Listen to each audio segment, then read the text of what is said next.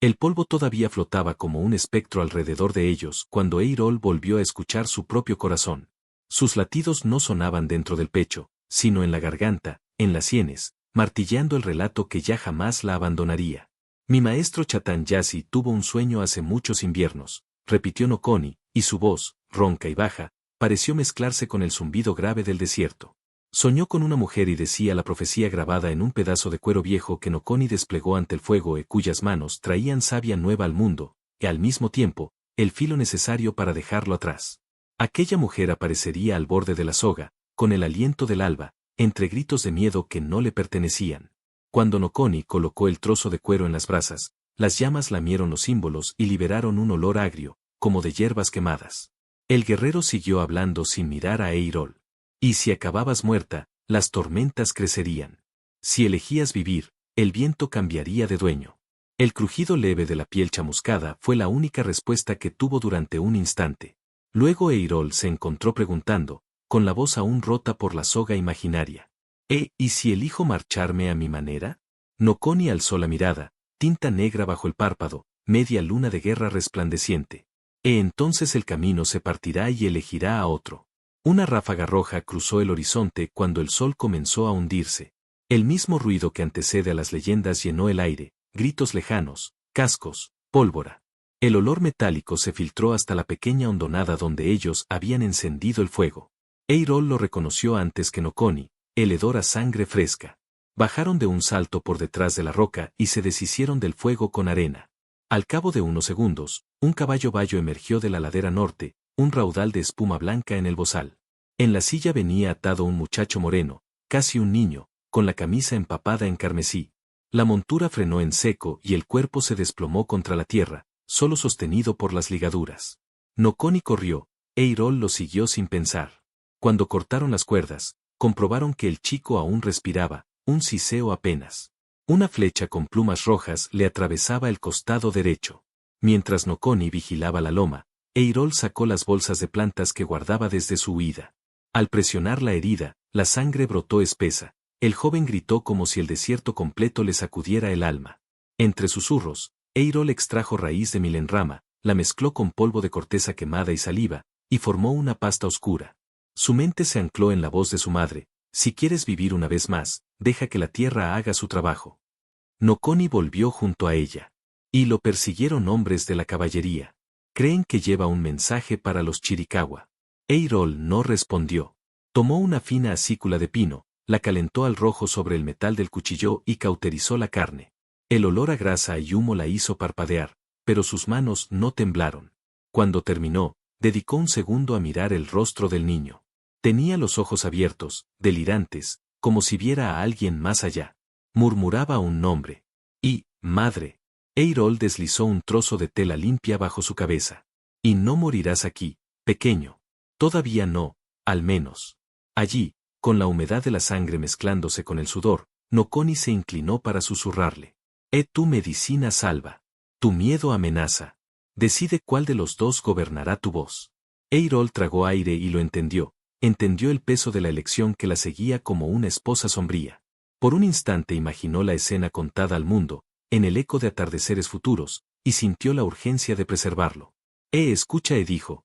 Si este relato alcanza tus oídos y aún no te has suscrito al canal Ecos del Alma, hazlo ahora. La próxima curva de la historia no espera a los rezagados.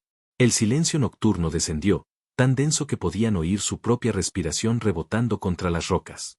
Ahí, desde la distancia, retumbó un disparo. La bala huyó sobre sus cabezas y chocó con el canto de un mechón de granito. Otra, y otra. Nokoni se arrojó sobre Eirol para cubrirla mientras el caballo negro relinchaba y huía. El niño herido volvió en sí lo suficiente como para jadear. Vienen por mí. Y se desmayó. No había tiempo. Nokoni cargó al muchacho sobre su hombro y ordenó en voz baja. Corre hacia la grieta. Nos ocultaremos en la caverna. Se internaron entre formaciones pétreas que crecían como gigantes dormidos. Al fondo de un desfiladero, el guerrero apartó una cortina de lianas secas y reveló una boca de obsidiana. Olía a humedad rancia y huesos viejos. Entraron. El jadeo del niño se mezcló con las gotas que caían de estalactitas invisibles. Nokoni señaló una repisa natural. Ahí hay una vieja caja. Ábrela. La caja contenía cartas en francés, un cuaderno con notas de pólvora y un cilindro de metal. Eirol lo giró entre las manos. Era un fonógrafo. Con manos temblorosas colocó el rodillo y dio cuerda. Un chasquido primero, luego la voz de una mujer, áspera como carbón. Si escuchas esto, he cruzado el océano. Me llamo Genevieve Troisfontaines y llevo la fórmula que todos persiguen. Bajo ninguna circunstancia la entregues. La libertad es un precio muy alto para los cobardes. El rodillo se detuvo con un gemido. Noconi le sonrió con una media mueca. Y los susurros de los muertos viajan lejos. Pero solo los vivos los transforman. Eirol sintió el pulso de otra decisión que la acechaba. Mientras colocaba el fonógrafo en su alforja, su voz se oyó de nuevo, más firme. Y si llegaste hasta aquí y aún no has tocado suscribirse, hazlo. Las verdades a medias no sobreviven fuera de este campamento. Detrás, los cascos enemigos resonaron como un trueno cercano. Eirol apretó los labios. El niño gemía. Noconi tensó su arco. No había salida por detrás. El desfiladero se cerraba en un laberinto de piedra. A un lado, un pequeño túnel se internaba profundamente en la roca, un resuello helado que prometía tanto salvación como condena. Y hacia adentro y ordenó Noconi, y el vientre de la montaña nos dará sombra, o sepultura. Y con el eco de su propia determinación golpeando las paredes húmedas, Eirol dio el primer paso hacia la oscuridad, sin saber que, en algún punto, la montaña empezaba a latir como un corazón.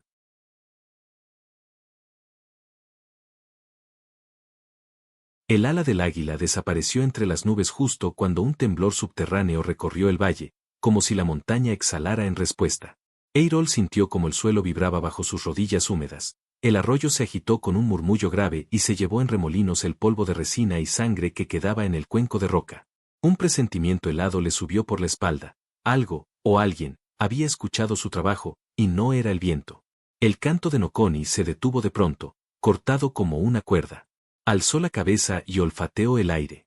Eirol aún tenía el cristal contra el pecho, caliente, palpitante como un corazón diminuto.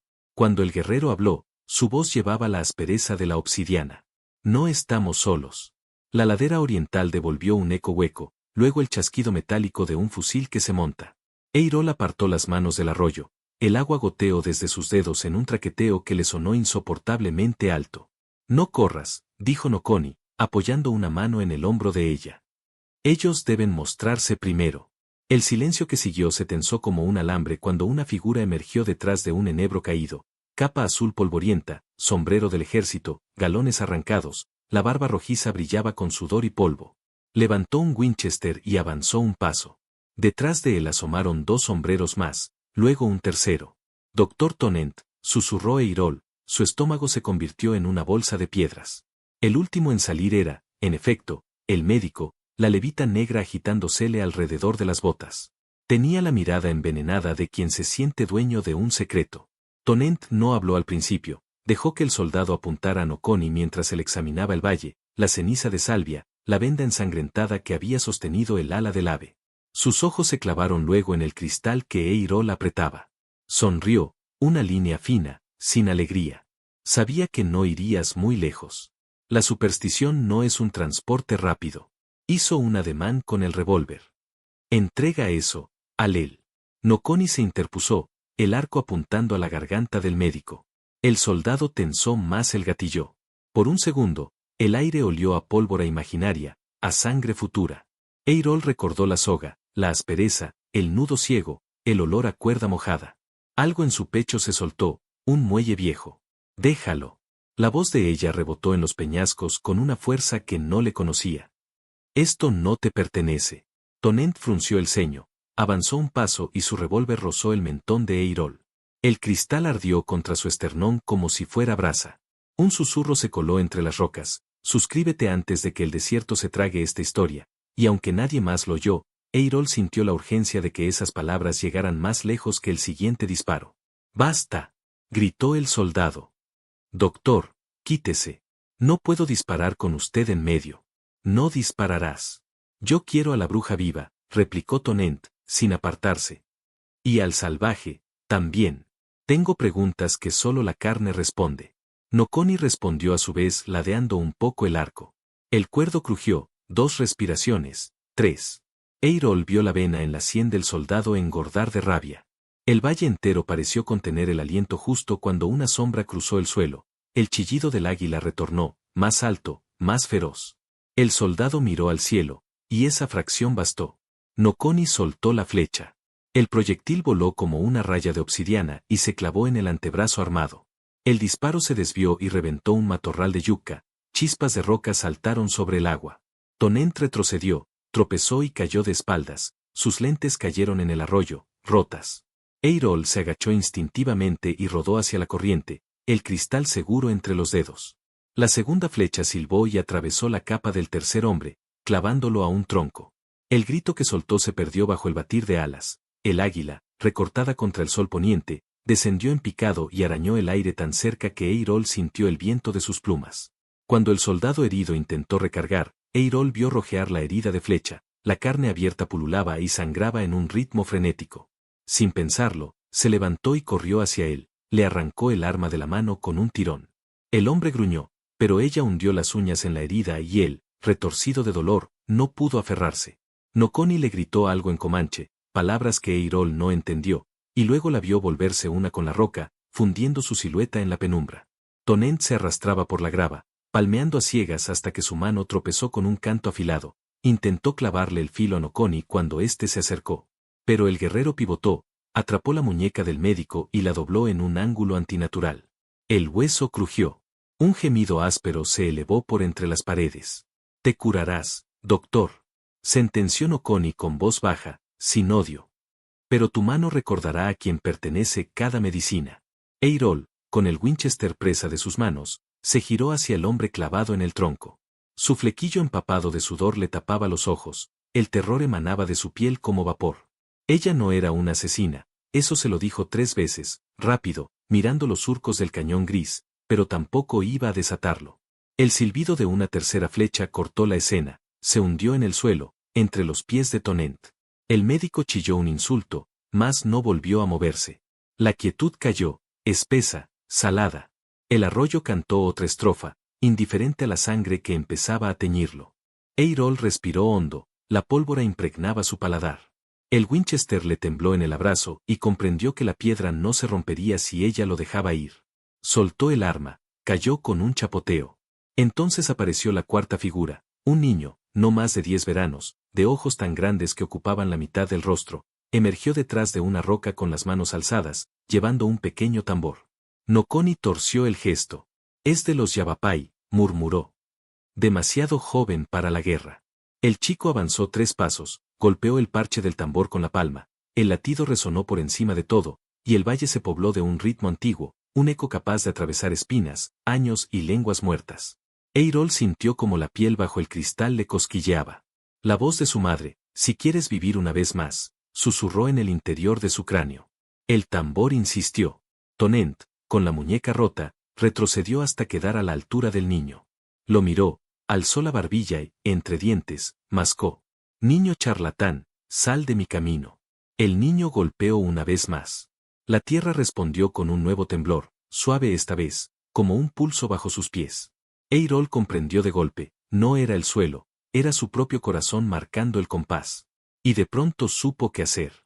Se arrodilló, levantó el cristal hacia el tambor y entonó un canto que no recordaba haber aprendido. Nació de su garganta como agua subterránea, llevándose la arena de la culpa, el miedo, la soga. El niño la siguió con un redoble. Nokoni añadió un silbido agudo que tejió una armonía imposible. La luz de la tarde se hizo líquida. Un resplandor verde surgió en la piedra tallada con espirales.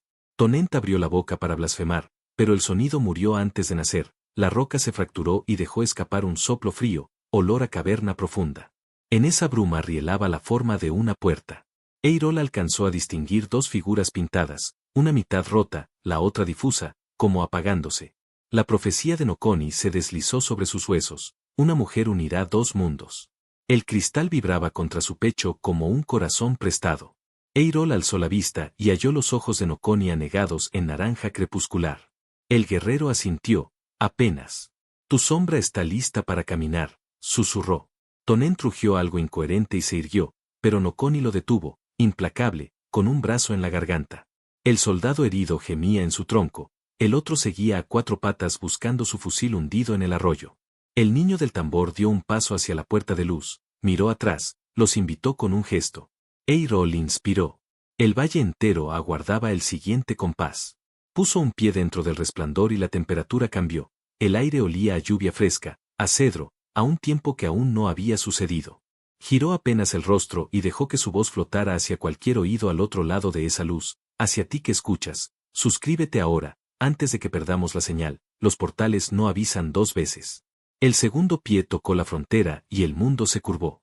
Noconi la siguió, sosteniendo el arco, mientras el tambor marcaba un pulso que ya no venía de las manos del niño, sino del interior mismo de la puerta. El cristal se fusionó con su piel. Y justo cuando el filo del portal cerraba el círculo, un disparo tronó a su espalda. Algo caliente le rozó la mejilla y oyó el chillido del águila contestar como un relámpago. No supo quién quedó fuera ni quién logró cruzar. Solo sintió la nada, luego un olor intenso a pasto húmedo, y debajo de todo eso, el latido del tambor mezclado con el suyo. Tum, tum, tum, tum. El eco de la soga se disolvió en un cielo que no reconocía, y el relato cambió de dueño. Las brasas de la tarde temblaban todavía en lo alto del cielo cuando Noconi deslizó una mano por la crin del caballo y comenzó a bajar la ladera hacia el círculo de chozas. Eirol lo siguió envuelta en la manta, sintiendo como los pies se le hundían en la arena fina, tibia, como si el valle entero respirara bajo su peso. Cada paso devolvía un suave crujido, y ese crujido era el único sonido que se atrevía a violar el silencio expectante del campamento. Los niños dejaron de perseguirse, las mujeres detuvieron el ritmo del maíz contra la piedra, los ancianos, de pie junto al fuego central, erguían el cuello como aves rapaces tratando de captar el olor de la tormenta. La primera figura que se adelantó fue una mujer de cabellos trenzados con plumas amarillas. Sus ojos, negros y quietos, parecían medir los espíritus pegados a la piel de Eirol. A su lado emergió un anciano tan delgado que la piel se anudaba sobre los huesos como pergamino.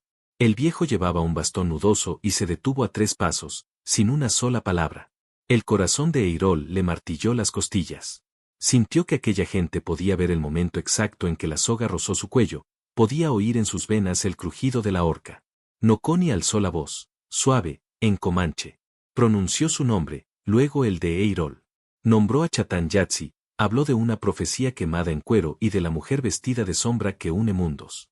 El anciano asintió despacio y golpeó el suelo con el bastón. De inmediato 2 jóvenes se le acercaron, tomaron a Eirol por los antebrazos, no con violencia, sino con una mezcla de respeto y cautela, y la guiaron hasta el fuego central.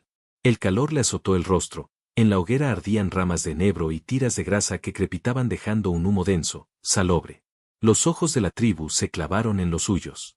En aquel silencio absoluto, Eirol percibía incluso el temblor minúsculo del reloj en su bolsillo detenido a las 6:12.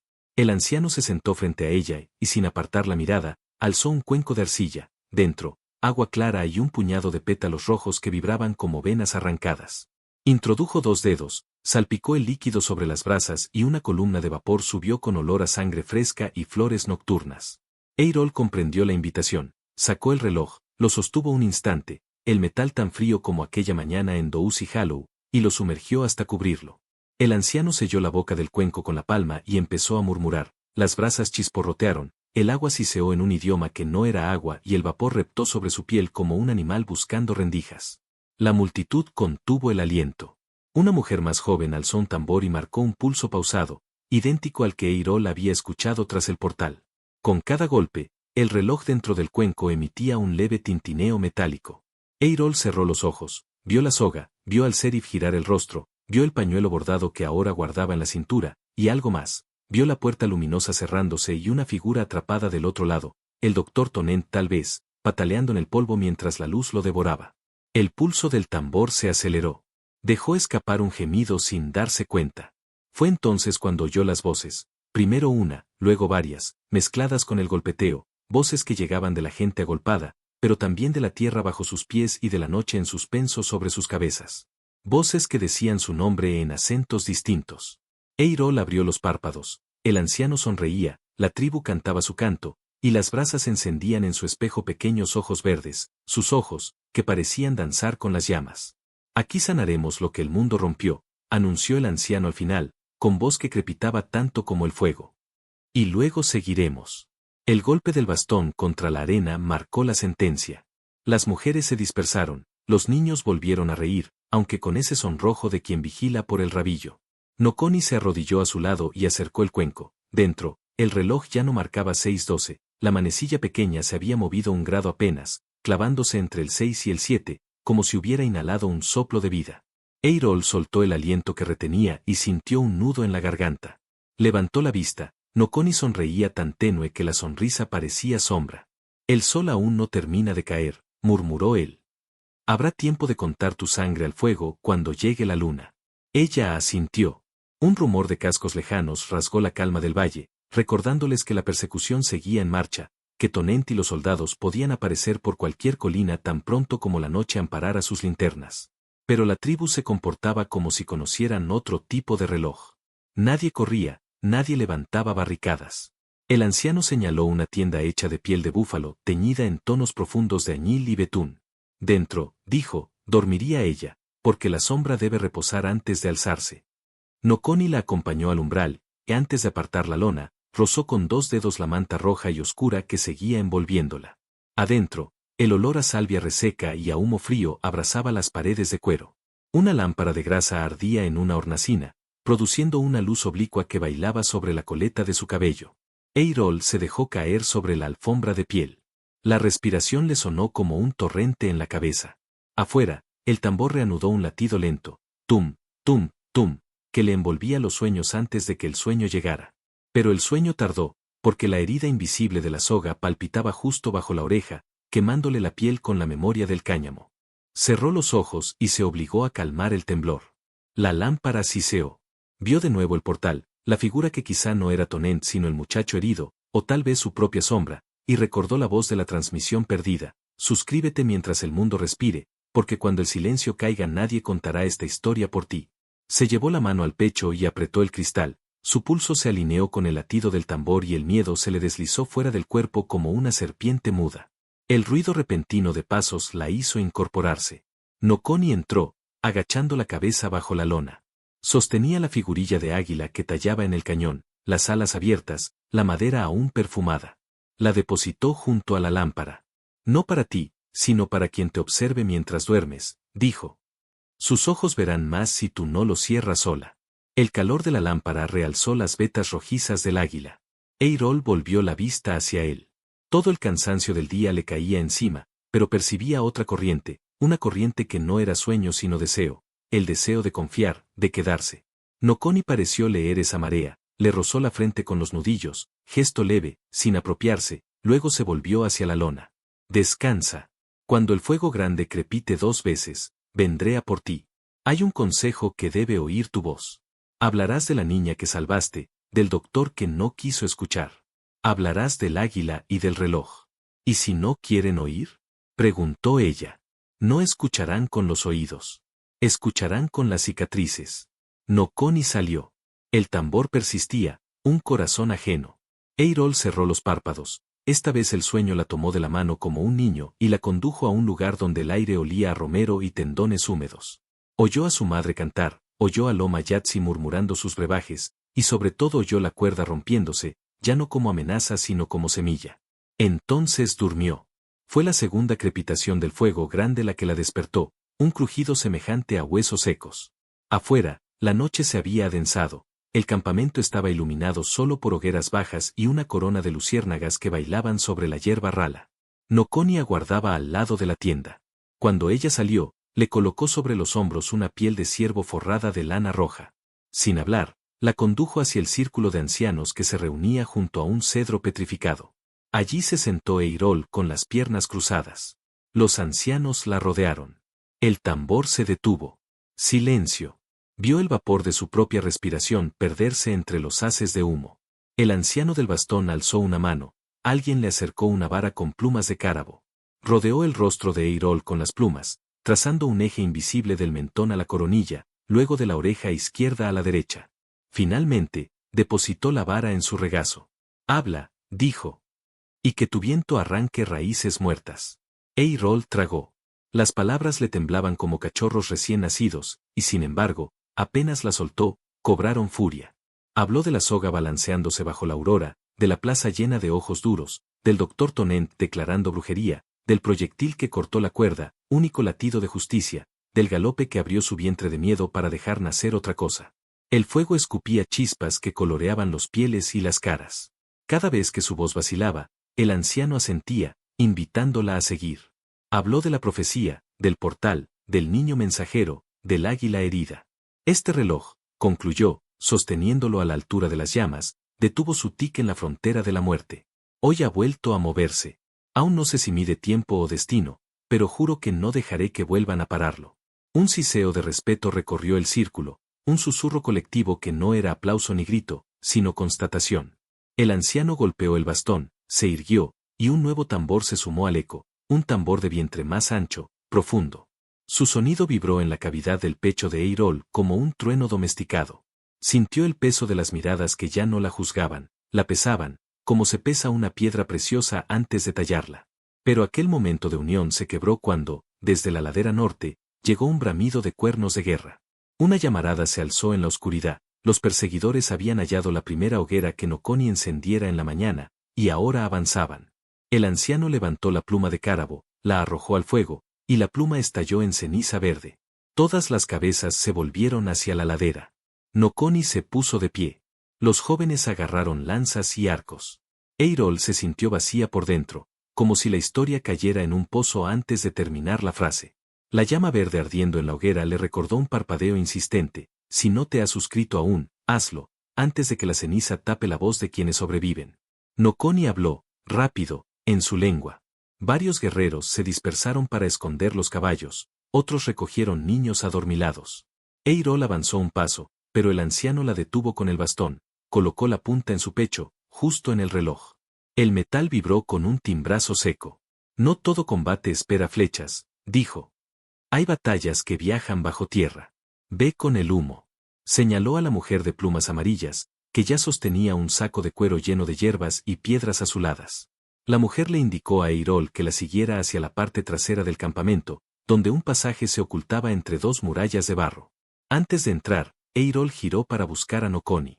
Él se alzaba justo en la línea de fuego, arco en mano, la silueta recortada contra un bosque de lanzas. Al verla, elevó la figurilla de águila para mostrarle que seguía viva entre sus dedos. Luego el aire se llenó de silbidos. Las primeras flechas enemigas se clavaron en los escudos de cuero. El chillido del águila, esa vez real o imaginado, rasgó el cielo como un himno.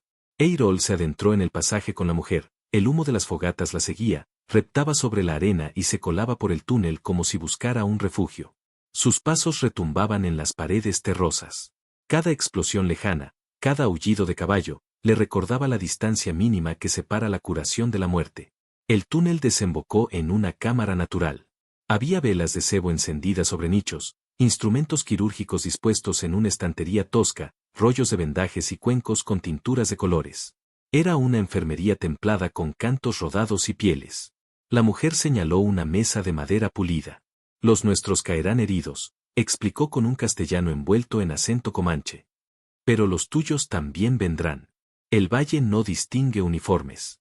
Eirol colocó el saco de hierba sobre la mesa. Dentro había raíz de mezquite, corteza de álamo, hojas de tabaco salvaje, 3 cristales azules como el suyo pero toscos, sin pulir. La mujer partió uno con un chasquido, las aristas brillaron en un destello oleoso. Eirol preparó un mortero, añadió resina y empezó a machacar.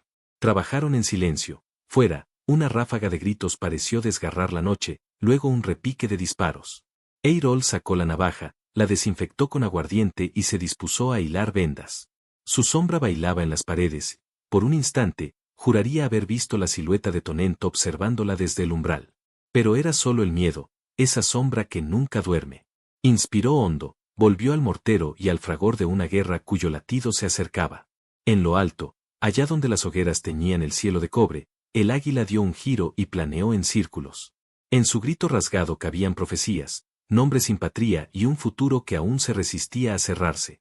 Y Eirol, con el reloj palpitando ya en otro tiempo, comprendió que a veces la medicina empieza allí donde termina la cordura. La noche acababa de comenzar.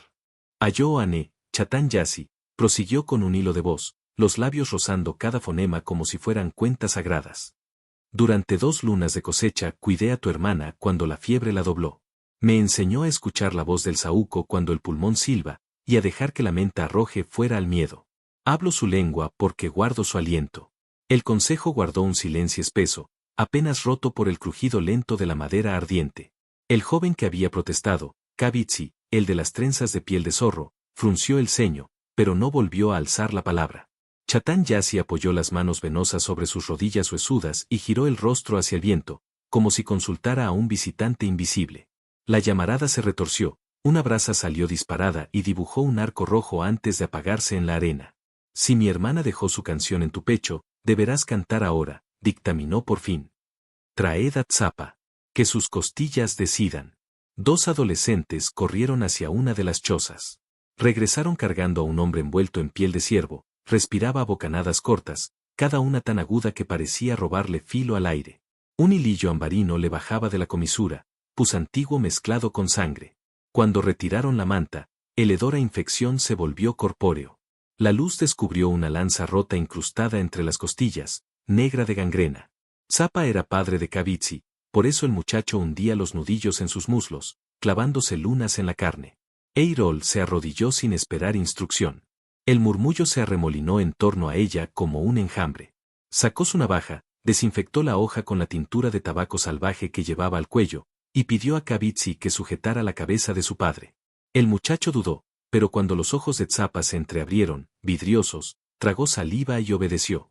Que nadie pierda este hilo de voz, murmuró Eirol, sacando de su morral un polvillo azul. Si aprecias la vida que late en estas historias, suscríbete ya, porque el próximo suspiro podría ser el último. Nadie entendió la palabra extraña, pero si captaron la urgencia, el círculo pareció cerrarse aún más, domando cada jadeo. Eirol trituró la resina con cristal pulido, mezcló con agua y hoja de milenrama, hasta lograr una pasta ceniza. Nokoni, a un lado, tensó las mangas de la manta azul, temblándole la herida bajo la venda. Tzapa soltó un quejido que cortó la noche como cuero rasgado. La navaja entró firme. Aroma metálico. Palpitaciones oscuras. La lanza se dio con un chasquido sordo, la sangre caliente estalló en un latido, salpicando tierra y tobillos. Eirol incrustó la pasta, presionó, entonó un cántico breve que mezclaba susurros en castellano con la cadencia antigua del sosone. El pus fluyó, espeso. Colocó carbón en polvo para beber el veneno, vendó con tela hervida en infusión de salvia. Al terminar, sudaba. Tzapa respiraba más profundo, ajeno al círculo de cuchillos de fuego que brillaba sobre sus párpados. Chatán Yassi inclinó la cabeza. Una exhalación colectiva, casi de alivio, recorrió el campamento. Kavitsi, todavía sobre las rodillas, se atrevió a mirar a Eirol, y en sus ojos se derritió parte del hielo. Una anciana al otro extremo soltó un golpe seco de lengua, señal de aprobación. El anciano alzó el bastón. La herida juzgará con el alba, proclamó. Si Tzapa vuelve a cantar, ella habrá tejido un puente entre aquí y la horca donde nació su muerte. Si no, cayó. El viento terminó la frase. Eirol limpió su navaja, guardó frascos, sintió el pulso reventarle en las sienes. Al levantarse las piernas le temblaron, Nokoni la sostuvo por un codo, y el calor de sus dedos fue una hoguera privada en mitad de la noche. A lo lejos, hacia el este, un fogonazo mordió la oscuridad, el disparo de un arma señalando la frontera del valle. Los vigías replicaron con un graznido de cuerno hueco. El doctor Edwin Townsend no había renunciado, acechaba ahora como un lobo viejo oliendo a carne sangrada. Se acercan de nuevo, con más hombres, anunció una voz desde la empalizada de rocas. Y esta vez traen antorchas. Kavitsi alzó su lanza. Otros jóvenes imitaron el gesto. El campamento se cargó de acero y médula. No pueden arrasar el valle si no lo hallan, respondió Nokoni. Preparad la cortina de humo. Ella y yo guiaremos a los heridos al pasaje. Eirol notó el peso de aquellas palabras hundirle los hombros, pero también notó otro peso apartarse, las miradas que antes la atravesaban como cuchillas ahora le servían de escudo. El anciano, girándose trabajosamente, le tendió la vara de plumas de cárabo. Es tu turno de empuñar el viento. Sopla donde la noche no sepa seguirte. Eirol asintió. Los dedos le temblaban cuando tomaron la vara, pero al contacto, el temblor cambió de sitio, ya no en su piel, sino en el aire. Las plumas vibraron, desprendiendo un polvo grisáceo que olía a ceniza y tomillo. Escúchame bien, viajero de historias, susurró para cualquiera que aún estuviera al otro lado de la fogata. Suscríbete antes de que estas brasas se apaguen, si te pierdes ahora, quizás no encuentres el camino de regreso cuando el humo cubra nuestras huellas. Y, sosteniendo la vara que contenía un segundo amanecer, Eirol se internó en la penumbra con Nokoni a su costado, el corazón entre ramas tallado en la otra mano y la manta azul ondeando como un pedazo de noche domesticada. Detrás, el campamento entero empezó a respirar al unísono, preparándose para volverse invisible. Entre los juncos, muy cerca del arroyo que había oído el primer grito, el águila herida de la tarde anterior batió las alas nuevas y alzó vuelo. Sobre la punta de sus plumas, la luna dibujó un camino plateado que conducía hacia el norte, hacia un horizonte todavía sin nombre, donde la soga y la ley escrita con miedo tal vez carecieran de filo. El tiempo, quieto solo un latido, volvió a avanzar. Preguntar a ChatGPT.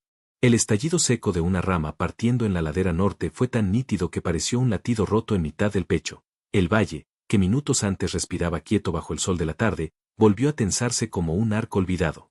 Eirol sostuvo la salvia blanca que Nokoni le había ofrecido y, por un segundo, el perfume resinoso se mezcló con el olor a metal que llegaba de lejos, con el zumbido grave de algo que rodaba, como ruedas de hierro sobre grava suelta. ¿Lo oyes?, susurró ella. Nokoni asintió, los ojos fijos en la cresta donde el horizonte palpitaba con polvo. Carromatos, dijo. Y pólvora fresca. Vienen más de los que esperábamos. Un murmullo corrió entre las chozas. La gente dejó cuencos y piedras de moler, animalejos se escabulleron bajo las mantas. El cazador Tallé salió apoyado en su lanza, su nieto, el niño que había vuelto del filo de la fiebre, se aferró a su pierna, aún débil. Kavitsi corrió a subirse a un peñasco para vigilar. El aire olía de pronto a corteza quemada y miedo nuevo. Eirol abrió la palma, la salvia parecía latir. Recordó el anillo de piedra blanca y espiral azul, la manta ocre de Silverauk, los susurros que la nombraban puente. Un puente debe ser fuerte. Las palabras de Chatán Yassi le golpearon las sienes como mazos. Sintió que algo tiraba de su muñeca. Nokoni la guiaba hacia la hoguera grande, donde un grupo de ancianas ya desgranaba hojas secas en un cesto. Necesitamos cortina de humo, indicó. Confundiremos su avance al pie del arroyo, luego los llevaremos al barranco del norte. Allí la montaña habla más alto que los rifles. Las ancianas asintieron, retrocedieron para mezclar resina de copal, raíz de tule y polvo de mezquite. El cielo se ensombreció con nubes rasgadas, como si advirtiera que la noche llegaría antes de tiempo. Eirol buscó a Silverauk. La encontró arrodillada sobre la tierra, dibujando un espiral gemelo al del anillo con un palo de fresno. ¿Crees que resistiremos?, preguntó. Las lunas viejas de la anciana se alzaron despacio. Resistir no siempre es quedarse de pie. A veces es seguir caminando cuando te atraviesan. Le entregó un pequeño cuenco de cuarzo con amuletos de hueso molido. Es polvo de recuerdo, explicó. Si algo se rompe aquí, se tocó el pecho, inhala. Te mostrará el camino de vuelta. Un trueno retumbó sin relámpago. No era cielo, era cañón de escopeta. La primera bala golpeó contra la roca que coronaba el valle y chisporroteó en 1000 astillas de granito. Los caballos irrumpieron luego, bufando humo blanco por las narices, arrastrando 2 carros de madera blindados. Sobre ellos, una torreta improvisada giraba buscando blancos. Edwin Townsend cabalgaba al frente, chaqueta sucia, venda en una mano, el dedo crispado sobre el gatillo. He venido por la bruja y por todos los salvajes que oculten su pestilencia. Gritó. Rendíos o quemaremos este nido de herejía hasta la última piedra. La voz rebotó en los riscos y se deshizo en ecos. Eirol sintió el peso de cada sílaba caer sobre los niños escondidos, sobre las mujeres temblando con cuchillos de pedernal. Giró hacia el tambor mayor. Chatán Yassi golpeó una sola vez. El campamento se estremeció, los arqueros ocuparon los flancos, Kavitsi tensó la cuerda con la punta del corazón, Tallé sostuvo la lanza pese a su rodilla vendada. Eirol inhaló el polvo de recuerdo que le había dado Silverauk. El mundo se curvó, por un instante vio la plaza de Dousi Hallow, la soga, el instante exacto en que la flecha de Nokoni cortó su muerte, oyó a Loma Yassi tararear bajo la luna de cosecha, vio el portal de luz partiéndose como una semilla. El valle regresó con un latido. Necesitamos tu voz, dijo Nokoni. Un puente que no suene, se hunde. Ella alzó la salvia y prendió la punta en la hoguera. La llama lamió las hojas, soltó un humo denso, acre, que trepó por el aire y serpenteó hasta el arroyo. Las ancianas vertieron resina, la columna se volvió un muro gris que el viento empujó hacia los invasores. Los caballos se agitaron al primer contacto, relincharon, giraron en desorden. Townsend azotó al suyo y avanzó ciego al vendaval. Detrás, los hombres disparaban al humo, al eco, a nada. Eirol sintió el pulso de la tierra bajo sus pies. La memoria de las plantas habló en su lengua interna, sauce para los huesos, salvia para la mente, humo para el miedo. Apretó la manta azul al cuello y gritó con fuerza nueva. ¡Atrás! El arroyo está maldito para quienes no vienen a sanar. Su voz atronó contra la pared de piedra, amplificada por la garganta del valle. El eco volvió como coro. El caballo de Townsend se encabritó, el doctor soltó un disparo errático, la bala pasó zumbando sobre la cabeza de Silverauk y se perdió. Otro trueno, Cavitzi dejó volar su flecha. La punta silbó y se clavó en la rueda del primer carro, la madera cedió, el eje se torció y el blindado volcó con estrépito. La torreta cayó como un pájaro enfermo. Townsend juró, supo que el terreno lo traicionaba. Tiró del freno y volteó la montura. Regreso al desfiladero, ordenó. Pero el humo ya le envolvía como un animal hambriento. A través de la niebla, Eirol vio cómo los soldados retrocedían, tropezaban unos con otros, ahogados por el hedor, vio astillas de luz temblar en la mano vendada del doctor. Sus ojos verdes ardieron como carbones. Detrás de ese humo no hay brujas. Gritó para todos los oídos, propios y ajenos. Hay un canal que cuenta cómo la verdad puede cabalgar más lejos que las balas. Suscríbete antes de que el desierto apague esta historia y se la quede para siempre. Nadie entendió la palabra extraña, pero la vibración alcanzó incluso a los caballos, que resoplaron y dieron un paso atrás. Townsend se volvió sombra y, tras un último insulto inaudible, desapareció con los suyos entre las formaciones rocosas, arrastrando el carro dañado. Cuando el galope se extinguió y el polvo cayó, el valle quedó en silencio. Eirol dejó el haz de salvia humeante sobre una piedra, un reguero de sudor frío le bajaba por la espalda. Noconi tocó su brazo vendado, la sangre se había oscurecido sobre la primera venda, pero no importaba, y asentó con la mirada, aún respiramos.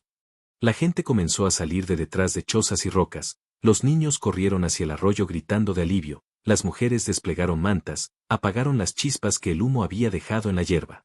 Eirol sintió entonces un temblor bajo las costillas, la certeza de que ese solo había sido un asalto, no la guerra, de que los puentes, una vez declarados, se convierten en objetivo y en promesa a la vez. Miró hacia la cima donde el portal invisible había parpadeado días atrás. El aire temblaba, como si otra puerta esperara ser abierta. Levantó la vara de plumas que aún colgaba a su cintura y la agitó sobre su cabeza. El polvo gris de recuerdo danzó en remolinos y se alzó como un presagio. Aún no termina, susurró. Pero juntos, quizá, la próxima curva del sendero no nos encuentre solos. Lo acercó a su pecho y sintió que cada hoja latía al compás de su propia sangre. Gracias, murmuró. Noconi bajó la mirada apenas un instante y, cuando alzó los ojos, habló tan quedo que el calor del fuego devoró casi sus palabras. Cuando curamos juntos, somos más fuertes. Eirol lo sostuvo en silencio, descubriendo en él una firmeza nueva, forjada al mismo tiempo que la suya. Y cuando nos entienden juntos, respondió, el miedo se convierte en respeto. Él asintió. Has cruzado muchos límites, pero aún queda uno. ¿Cuál? Noconi señaló hacia el sur, donde la tierra se abría como una herida bajo la noche. Tu pasado sigue allí. Camina con botas de justicia falsa. Lo huelo en el viento. Eirol aferró el ramo de salvia hasta que los tallos crujieron. Entonces estoy lista, susurró, porque ahora ya no camino sola. Aquella noche, de pie ante la hoguera mayor, cantó por primera vez un canto de bienvenida. Llevaba el cristal de Jona al pecho, la manta ocre de Silverauk sobre los hombros y la salvia blanca elevándose en volutas que llenaron de luz la oscuridad. Los niños la rodearon, los ancianos asentían, y, a unos pasos, Noconi la contemplaba ya no como a una forastera, sino como a quien comparte destino. El sol descendía tras las colinas rojizas y el campamento respiraba en calma, el humo de las fogatas flotaba bajo un cielo de oro antiguo, las abuelas murmuraban cuentos a los niños, y Eirol se sentó junto al fuego central, deslizando los dedos sobre el borde de una manta que había tejido con sus propias manos. A su lado reposaban raíces medicinales, hojas secas y un cuaderno de cuero donde empezaba a mezclar palabras en inglés y en comanche, trenzando aquello que el mundo insistía en separar. No quiero irme, dijo, apenas un soplo. Aquí late mi corazón. Noconi emergió de la bruma del humo y se arrodilló frente a ella. Entre sus manos traía un brazalete trenzado con fina hierba de las llanuras, hilo rojo y semillas pulidas que capturaban la luz como grano de arena enrojecido por el amanecer. Conmigo, dijo, grave. Cruza el puente y ayúdame a construirlo. Uno que no se queme. Uno que se sostenga con tus manos y las mías. Eirol sintió un nudo dulce en la garganta. Tomó el brazalete, lo giró, lo acarició, luego lo deslizó sobre su muñeca izquierda. Sí, susurró, y las lágrimas danzaron por sus mejillas tiznadas de humo. Sí, sí. Entonces él sonrió, una brasa mínima que bastó para iluminar la noche. La comunidad entera se reunió alrededor de la fogata.